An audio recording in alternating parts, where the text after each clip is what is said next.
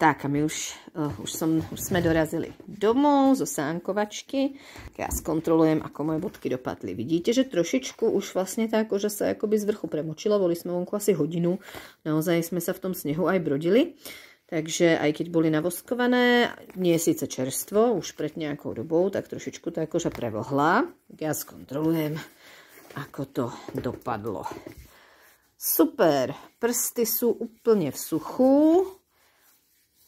Táto časť, kde je vlastne spojenie pätného jazykového dielu, tak tam občas by sa mohlo stať, ale tým, že je to zošité, tak sa tam nič nedostalo, je to v poriadku, takže možno preto je aj fajn si to vlastne ten jazykový s tým pätným dielom zošiť.